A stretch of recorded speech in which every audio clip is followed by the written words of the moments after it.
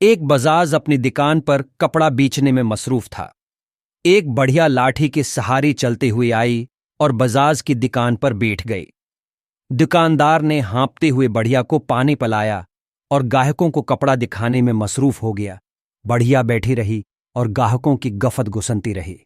गाहक चले गई तो बजाज ने अपनी नौउम्र मुलाजिम से कहा, ये लो बुर्का घर में दे देना और कहना कि फलां संदूक में कपड़े का एक थान रखा है, वो निकाल कर दे दें, गाहक को देना है। मुलाजिम ने बर्का लियावर दुकान से नीचे उतरा। बढ़िया भी उठी और चल दी। अब मुलाजिम आगे आगी और बढ़िया पीछे पीछे चल रही थी।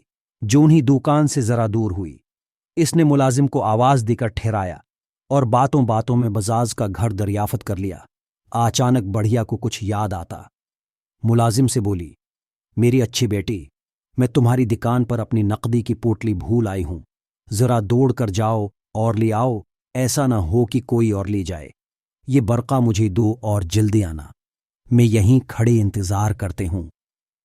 मुलाजिम बढ़िया की बातों में ऐसा आया कहास ने बर्का बढ़िया को दिया और दरदकान की तरफ चल दिया।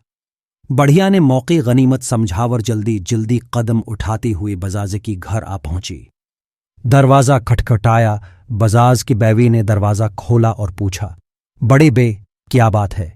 बढ़िया ने कहा, ये लो बर्का, तुम्हारे खावंद ने भेजा है और कहा है कि जल्दी से फलां संदूक में से एक थान निकाल कर दे दो। गाहक दुकान पर बैठा इंतजार कर रहा है। बजाज की बैवी ने बर्का ले लिया और कहा, तो जाने कौन है, मैं तुझे थान नहीं दूंगी।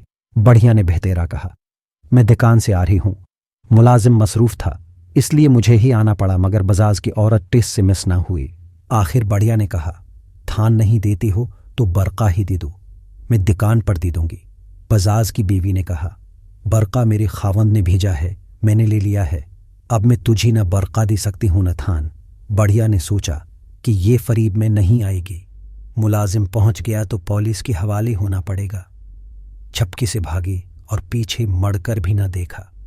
नतीजा दानाए बेहतरीन हुकमत अमले है।